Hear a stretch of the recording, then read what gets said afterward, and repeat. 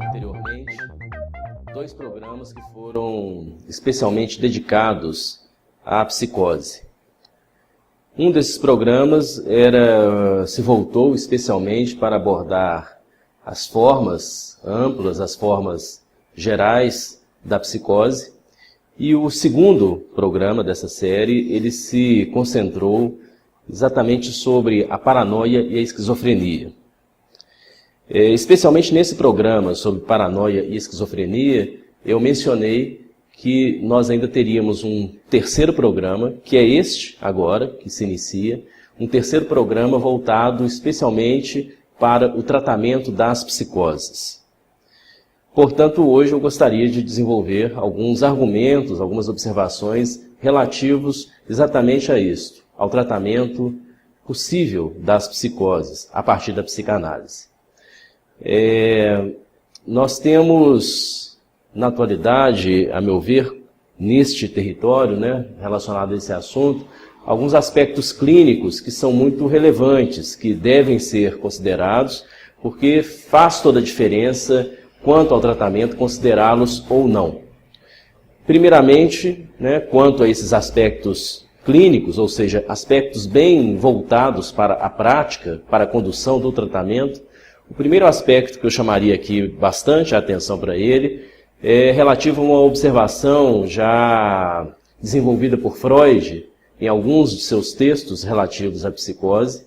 E em um dado momento destes textos, Freud vai nos dizer que o psicótico ele pode e ele usualmente desenvolve formas próprias, de lidar com aquilo que se passa com ele. Ou seja, os psicóticos desenvolvem, por assim dizer, formas autônomas de tratamento. E, especialmente, um modo de lidar com o que se passa, com todo aquele excesso e, às vezes, com todo o desnorteamento que se passa com ele próprio, um modo de lidar com esta circunstância, muito bem demarcada, muito bem indicada por Freud, é exatamente por meio do delírio.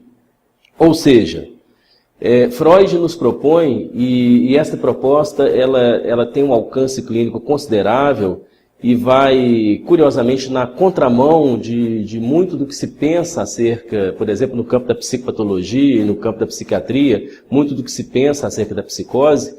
Freud vai nos propor que o delírio é uma tentativa de cura. O delírio, o trabalho do delírio é um trabalho que vai na direção de se reerguer, de se edificar aquilo que ruiu, a partir, por exemplo, do surto. Esta observação de Freud ela é muito interessante, ela, como eu disse, ela tem um alcance clínico considerável, porque Freud está nos dizendo que o delírio ele não deve ser tomado como um sintoma qualquer da psicose. Ou seja, o delírio, diferente de outras circunstâncias que se passam com o sujeito psicótico, o delírio é exatamente o caminho por onde, e aí nós podemos ter sucesso ou insucesso, mas é o caminho por onde o sujeito se volta para um trabalho de reedificação. Um tanto quanto homólogo ao que seria, por exemplo, o sintoma para a neurose. Da mesma forma que o sintoma no neurótico, por mais que ele possa ser perturbador, por mais que ele possa ser dificultador da vida, do dia a dia, dependendo do sintoma, isso ocorre. Do mesmo modo que o sintoma ele tem uma função na neurose, ele tem uma função de amarração, ele tem uma função de costura. O delírio, por sua vez, de maneira homóloga na psicose, o delírio, portanto, ele tem uma função de sustentação. Busca-se, por meio do delírio, como eu disse, recosturar, fechar uma brecha que se abriu. Nesse sentido, a partir do momento que Freud nos propõe essa formulação bem interessante, ele começa já a nos apontar que o próprio sujeito na psicose, ele vai, de certa forma, buscar saídas, buscar vias de estabilização por ele próprio quanto àquilo que se passa. Não é?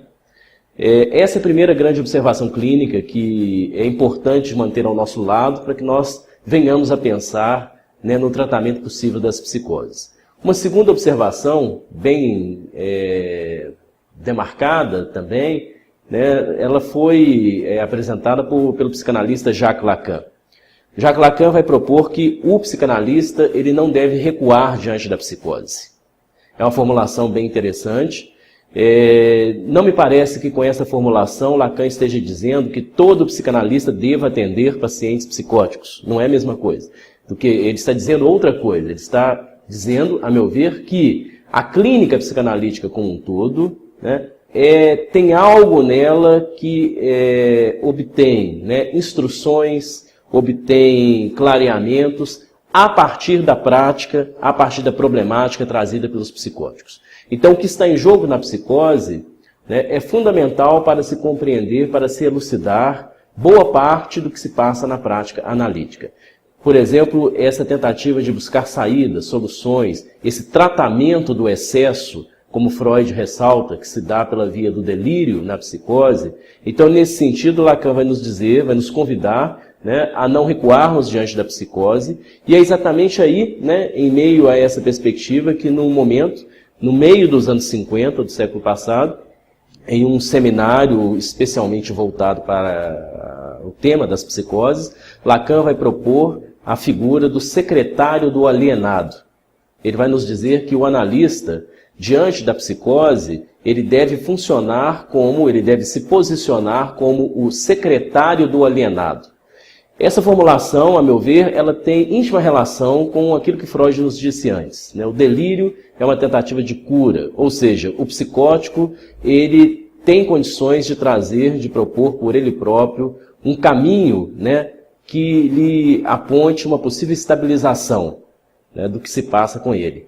Secretário do alienado é a figura que Lacan propõe, não é uma formulação proposta originalmente por ele, essa formulação vem da psiquiatria francesa do século XIX, especialmente do Forret, que é um psiquiatra. Lacan vai até Forret, retira de lá essa expressão, essa formulação, dá a ela um novo tom e começa a nos indicar um possível posicionamento do analista diante da psicose. O analista deve secretariar. Ele tem um papel mais coadjuvante do que protagonista. Exatamente por quê? Porque o sujeito traz com ele, ou pode trazer com ele, os elementos fundamentais para a estabilização do que se passa.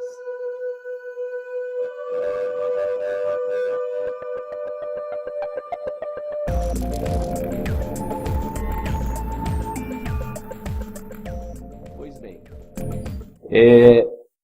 essas formulações, né, que eu aqui citei, esse conjunto de formulações acerca da psicose, formulações que nos são oferecidas, né, por Freud e por Lacan, elas nos ajudam, nos auxiliam a que fiquemos atentos quanto ao que nós podemos pensar, podemos nomear de caminhos possíveis, né, vias por onde o tratamento da psicose pode passar. E basicamente nós temos, né, se formos buscar uma visão um pouco mais sistemática e também um pouco mais sintética, nós podemos pensar em três grandes vias, três grandes caminhos, por onde, em alguma medida, o próprio trabalho, a poiesis do psicótico passa, mas também por onde o tratamento, né, pensando o analista nesta posição de secretário do alienado, por onde o tratamento pode buscar, né, privilegiadamente certos fluxos, né, certos caminhos. Então temos três grandes vias. Basicamente, o delírio é uma saída interessante, possível, depende de cada psicótico, depende do conjunto de, né, situações, de elementos, mas enquanto vetor, nós temos aqui o vetor do delírio, enquanto possibilidade, temos o vetor, temos o caminho, portanto, da obra, e temos também bastante, né, interessante, muito diversificado esse caminho, e temos um caminho que também se apresenta, um caminho bastante problemático, né, mas é o caminho da passagem ao ato. Pois bem, o que nós podemos argumentar, ao menos introdutoriamente, acerca de cada um destes caminhos, acerca de cada uma destas vias possíveis?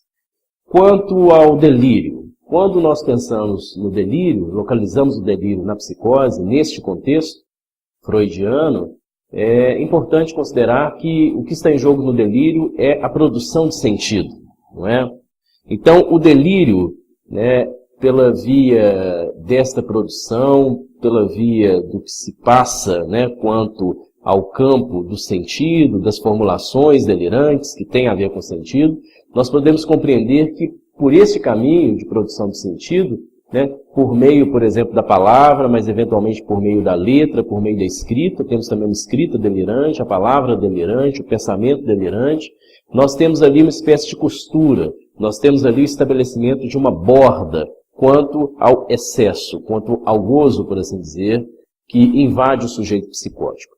Então, nesse sentido, sim, é que fica um pouco mais clara a função do delírio que eu mencionei antes. O delírio, né, ele funciona como uma espécie de borda, como uma espécie de barreira de contenção em relação àquilo que, na falta do delírio, poderia ser extremamente invasivo, mais do que já é, poderia ser despersonalizador, poderia ser dispersivo. O delírio, então, é uma via de possível concatenação, né, de ajuntamento daquilo que, do contrário, poderia estar extremamente pulverizado, não dando, portanto, não possibilitando, portanto, nenhuma estabilidade ao sujeito. Temos grandes exemplos, né, de construções delirantes, bem-sucedidas, pelo menos em alguma medida, nesse sentido que eu acabei de indicar. Em Freud mesmo, encontramos um exemplo clássico, importante, que é o caso Schreber, né?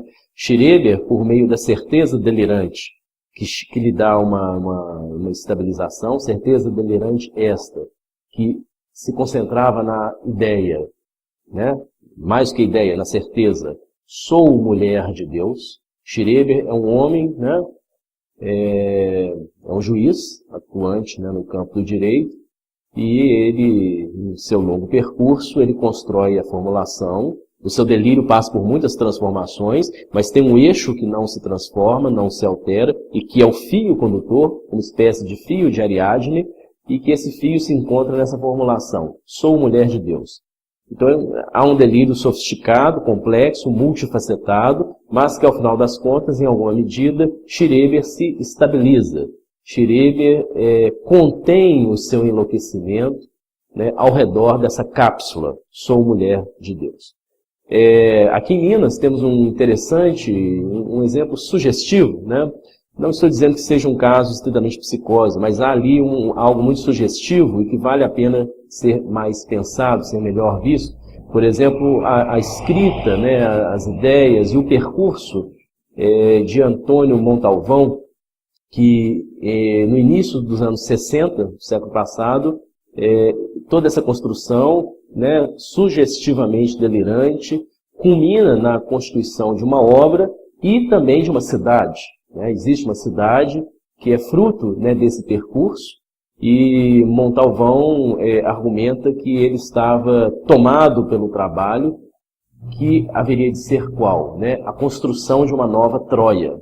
Então temos aqui uma construção bastante épica, um delírio, né, muito também multifacetado, épico, extremamente sofisticado e que culmina aí nessa interessante interseção entre delírio e obra. Para daí, né, falarmos um pouco mais estritamente da obra, com uma segunda grande via possível de saída, né, de estabilização para a psicose, temos que considerar que pela obra temos também aí verificamos igualmente esta interessante operação sobre o gozo, essa operação sobre o objeto. Ou seja, essa operação sobre aquilo que é extremamente excessivo, né, no caso da psicose, aquilo que é meio translocado. Então, nesse sentido, a obra é também o que faz, possivelmente, o que faz borda, o que faz, né, o que estabelece uma postura, o que constrói um tecido que pode possibilitar uma nova geografia, uma contenção do que seria excessivo. Exemplos que são notórios para que nós possamos pensar e verificar mais palpavelmente esta possibilidade de estabilização que vem a ser a obra. Por exemplo, o profeta Gentileza, né, figura conhecida, emblemática, o profeta Gentileza no Rio de Janeiro. Então, seus estandartes, a sua escrita, né, a sua marca pela cidade, a sua própria presença, a sua própria figura, a construção da sua figura, parece-me que é ali uma obra em progresso, claramente uma obra em progresso. Outro exemplo também muito emblemático, né, temos exemplos emblemáticos e exemplos mais discretos, mas um outro emblemático, certamente é Arthur Bispo do Rosário, que com suas cordas, com seus nós, com suas esculturas, tranças, suas próprias roupas, os chamados parangolês, né, esse tecido, né, que ele faz e desfaz, certamente ali nós temos uma obra e o que a gente vê é uma tentativa de tessitura de um novo mundo, né? Arthur Bispo está tecendo e destecendo o sentido, e ao fazer isso ele está tecendo um próprio mundo possível a partir do surto.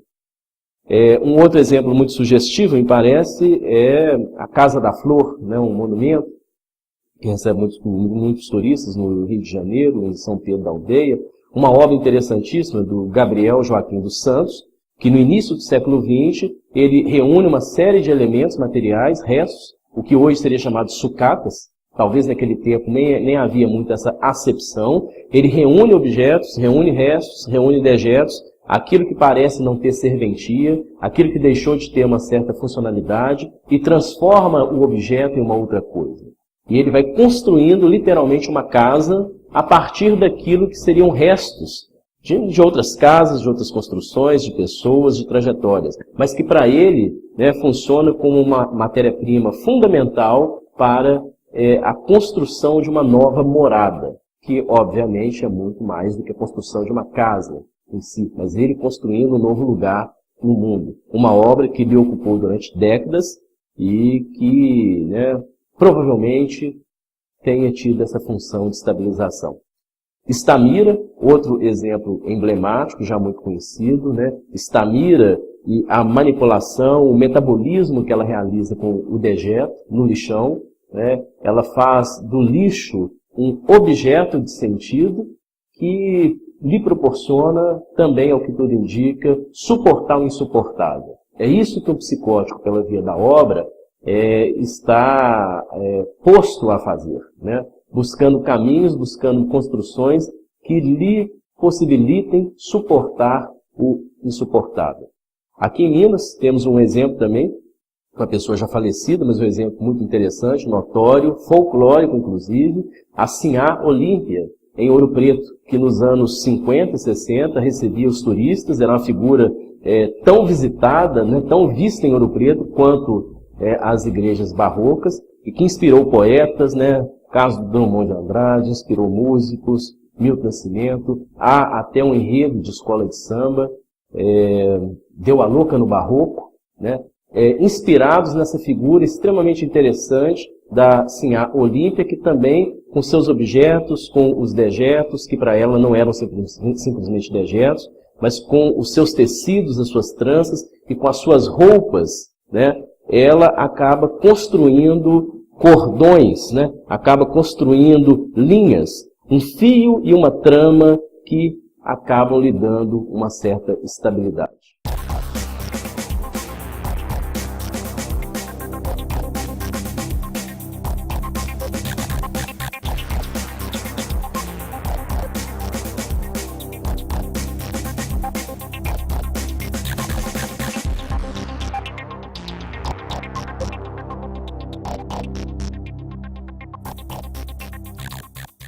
Terceira grande via, muito diferente dessas duas anteriores, que são vias que nós poderíamos pensar como edificantes, o delírio, em algumas proporções, e a obra também.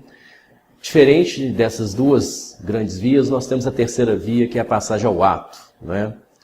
É notório como que algumas passagens ao ato, ou seja, a agressão ao outro, ou a autoagressão, e os vários graus, né, dessas agressões, que podem culminar ou no assassinato ou no autoextermínio. Mas é notório como que no território da psicose esse ato ele é seguido, né, de uma notória, de uma visível pacificação.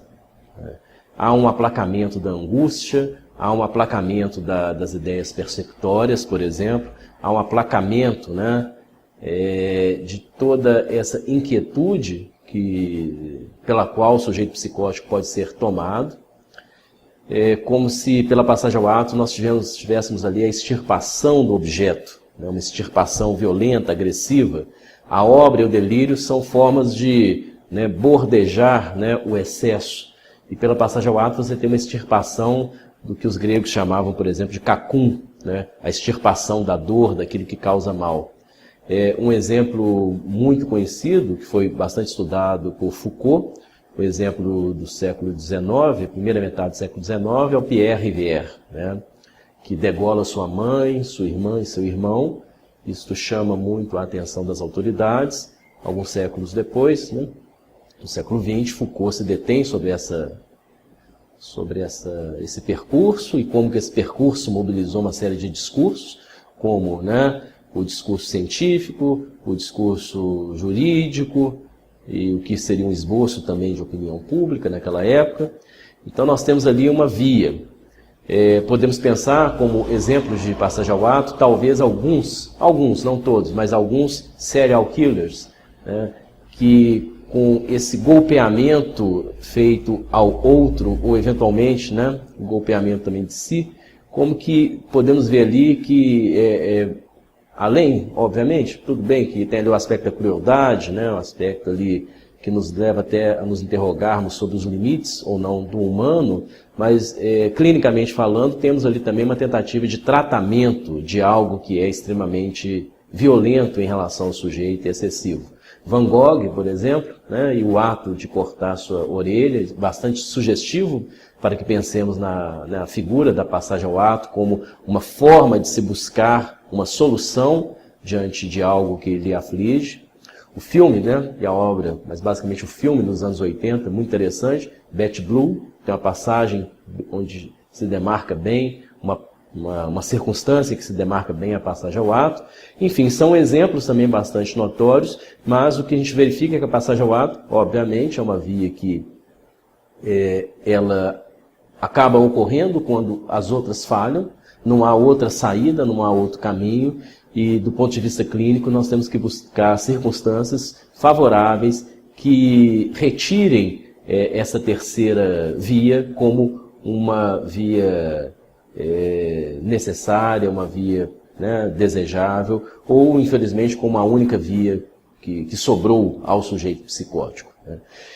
Agora, isso tudo que eu estou dizendo, né, estas saídas da psicose, essas observações acerca da psicose, nós devemos conjugar essas observações todas com o manejo clínico, né, ou seja, com o campo prático, né, de atuação do analista. Ou seja, essas observações todas, elas são interessantes se nós soubermos articulá-las, depositá-las no território da prática psicanalítica, né? Eu não estou aqui interessado em fazer, por exemplo, uma leitura sociológica do que está em jogo na psicose, ou até uma explicação teórica da psicose. O fundamental é que a conceituação, que tem o seu lado teórico sim, mas que a conceituação ela resulte, de fato, em elementos, em táticas, em estratégias que são práticas, né? Então, quanto ao tratamento da psicose, é fundamental que a gente considere, pensemos em condições que criem situações favoráveis do ponto de vista transferencial, que possibilitem fundamentalmente a obra ou, em alguma medida também, o delírio. Há algo no delírio que pode ser desnorteante, há algo no delírio que pode ser desorientador? Em alguma medida, sim. Mas temos que apostar que há ali algo que também é orientador, não é? E que contém, né, que tem como potencial conter, ou pelo menos adiar, deixar distante a passagem ao ato. Nesse sentido, que em se tratando do encontro com o sujeito psicótico, o analista e a clínica desse analista, né, há de ser inventiva. Temos que pensar num analista extremamente inventivo, num analista que busque elementos que favoreçam, né, a via da obra, a via, né, da construção delirante. Daí nós temos, né, em vários dispositivos hoje, inclusive do SUS, né, especializados no campo da saúde mental, Nós temos, por exemplo, as oficinas, né? Temos o centro de convivência, temos as oficinas, que são espaços interessantes para que haja essa vazão, né? E haja também uma certa produção, por assim dizer, controlada da obra e do delírio, dentro, né? Controlada, que eu digo, é uma aposta de que ali nós tenhamos uma via estabilizadora. O acompanhamento terapêutico é uma prática também muito desenvolvida na Argentina e que nos últimos tempos vem também se desenvolvendo bastante aqui no Brasil. E também temos que considerar, né, que na medida em que o sujeito psicótico ele traz com ele possíveis elementos para a tessitura do que foi rompido, nós temos que pensar que a clínica psicanalítica na psicose é uma clínica não tão voltada para o território da interpretação, né? Um pouco diferente da neurose, ou bastante diferente. Porque, nesse sentido, o psicótico, ao estar envolvido com o seu delírio, ao estar envolvido com a sua poiesis, com a sua obra, ele está também envolvido num trabalho interpretativo. O delírio é uma grande interpretação. A obra é uma interpretação pelas mãos, uma interpretação tátil, uma interpretação pela pele, uma interpretação de impacto, né? Enquanto o delírio é uma interpretação no campo do juízo, no campo das palavras, no campo das ideias. Então, é importante que o secretário do alienado possibilite que o psicótico ele continue envolvido nesse trabalho de interpretação, né? Que lhe é bastante próprio. E, por fim, em um texto fundamental para abordar todo esse aspecto clínico da psicose, é o texto de Lacan chamado de uma questão preliminar a todo o tratamento possível da psicose. Notemos bem o título, de uma questão preliminar, ou seja, uma questão prévia, uma questão anterior a todo o tratamento possível. Não é exatamente cura, mas a todo o tratamento possível da psicose. Nesse texto, depois de várias formulações, no momento final desse texto, Lacan vai nos dizer de maneira bem contundente o que de fato decide, né, o que é decisório no tratamento da psicose é o manejo da transferência. Então, criar um campo transferencial, estar atento ao campo transferencial, o analista, por meio das suas presenças, das suas ausências, estar mais presente, mais próximo, ora mais distante, né, mais explícito, mais discreto, mas possibilitar nessa báscula, né, que